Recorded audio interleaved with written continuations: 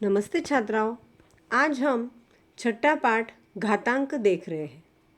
घातांक में अब हम पिछली कक्षा का थोड़ा याद करते हैं।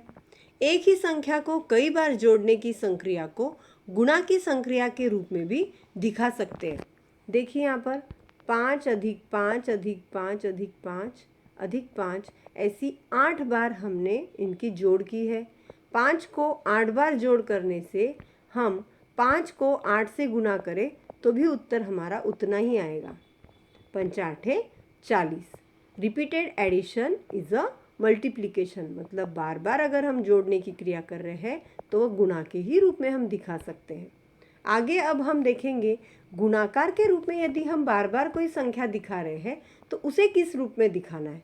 देखिए यहाँ पे 2 को 2 से 7 बार गुना किया है, इसीलिए हमने 2 के सिर पर 7 लिख दिया है। इसका मतलब 2 को 2 से कितनी बार गुना किया गया है? 7 बार। यहाँ पे आधार देखिए कैसे ध्यान में रखना है। बहुत से छात्र यहाँ पे गलती कर देते हैं, उनको आधार और घातांक में कंफ्यूज होता है।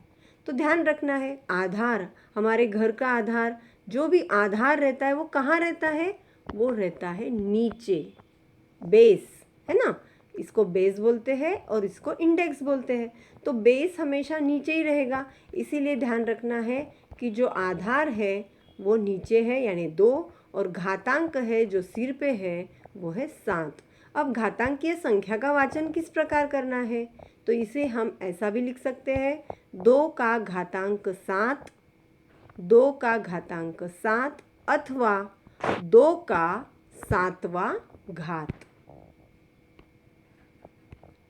अब हम देखेंगे आगे का नंबर 4 घातांक 5। यहाँ आधार क्या हुआ? 4 और घातांक है 5। जो आधार होता है वो कहाँ होता है? नीचे। अब गुणन रूप में कैसे लिखना है? गुणन रूप में लिखते समय एक ध्यान में रखना है कि जो आधार है वही बार बार आता है। वो कब तक आएगा? जब तक कि वह ऊपर की संख्या ना आए, यानी 5। यानी 4 को 4 से 5 बार गुना करना है। अब इनका मान ज्ञात करना है। मान मतलब कीमत। इनका गुणनफल करना है। गुणन रूप में तो लिखा है, अब इनका आपस में गुणाकार करना है। ऐसा नहीं कि 4 5 बार आया है इसलिए 4 पंचे 20, ये गलत होगा, क्योंकि 4 को 4 से गुना करना है। तो 4 चौक 16, 16 चौक 64, और 64 और गुना 4 और गुना 4 वो उत्तर आएगा 1024। इसको वाचन करते समय 4 का घातांक 5 हम कर सकते हैं। आगे का एक नियम ध्यान में रखना है कि किसी भी संख्या का एक घात वही संख्या होती है।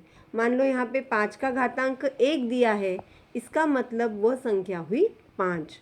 m का घातांक 1 मतलब वह संख्या हुई यम।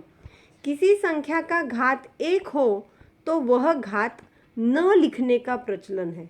मान लो किसी संख्या पे घातांक आया भी 1 तो भी हम वह लिखते नहीं। वह समझने की बात है कि इसका घातांक कुछ भी दिया नहीं है, इसका अर्थ क्या है कि इसका घातांक 1 है।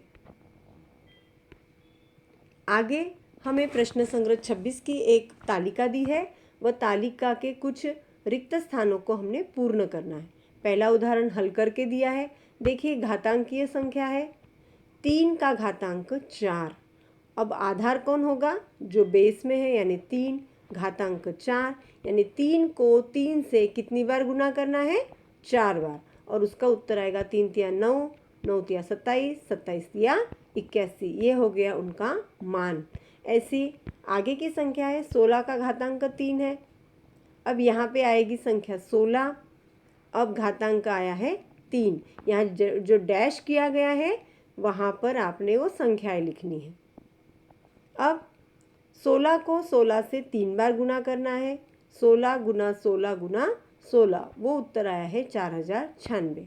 -8 का वर्ग है तो -8 आधार है, वर्ग यानी 2 घातांक है।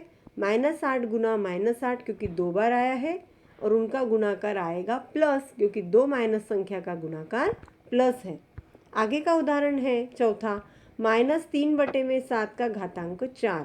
आधार ये पूरी संख्या होगी जो कोष्टक में दी है, यानी -3/7, और घातांक है 4, मतलब 3/7 जो है, इस 3/7 को हमें 4 बार गुना करना है। देखिए यहाँ पे 3/7 ऑलरेडी है, इसीलिए यहाँ पे 3/7 आएगा। ये संख्या माइनस नहीं है। 81, 3 को 3 से 4 बार गुना करना है, वो 81 हो गया, और 7 को 7 से 4 बार गुना करने के बाद होगा 2401।